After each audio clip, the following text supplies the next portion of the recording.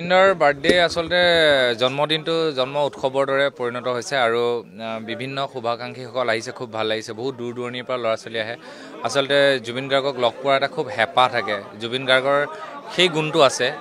যিটো গুণ বহুতৰে নাই গ্লেমাৰ বুলি ক'লে যিটো মানে ষ্টাৰডম যিটো লাগে অসমত জুবিন গাৰ্গৰ সেইটো আছে ভাৰতবৰ্ষত আছে জুবিন দা দীৰ্ঘায়ু হওক তাৰে কামনা কৰিছোঁ আৰু আজি আমাৰ কাৰণে খুব এটা ভাল দিন হ্যাপি বাৰ্থডে জুবিন দা আৰু আমি জুবিন দা আগন্তুক দিনত বছৰটো ভালে ভালে যাওক আৰু ভাল ভাল কাম কৰক নতুন চিনেমা কৰিব যাতে প্লেনিং কৰি আছে ৰৈ বিনালে আৰু গান গাওক ভাল ভাল গান কৰক অসমৰ কাৰণে ভাল ভাল কাম কৰক তাৰে কামনা কৰিলোঁ আৰু অসমবাসী ৰাইজৰ পৰা দাদাৰ কাৰণে মৰম বিচাৰিছোঁ সেইখিনি আৰু দাদাকনো কি ক'ম আৰু ভালকৈ থাকক সুস্থ অৱস্থাত থাকক স্বাস্থ্য ভালে থাকক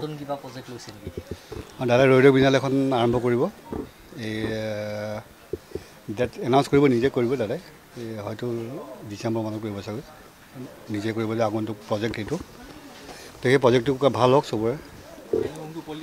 আজি যেহেতু এটা বিশেষ দিন এই বিশেষ দিনটোত আজিৰ দিনটো তেনেকুৱা বিশেষ গুৰুত্বপূৰ্ণ কাম আজি ৰখা নাই দাদাই হয়তো দাদা নাছিল দিল্লী গৈছিল দিল্লী পাই তেজপুৰ গ'ল কালি বিশ্বনাথ চাৰিআলি ৰাসলৈ গ'ল গতিকে আজি হয়তো ৰেষ্ট ল'ব অলপ তেনেকুৱা বিশেষ কাম একো নাই কাইলৈ চাগৈ আৰু বন্ধু বান্ধৱৰ লগত থাকিব আৰু দিনটো সেইখিনি আৰু থেংক ইউ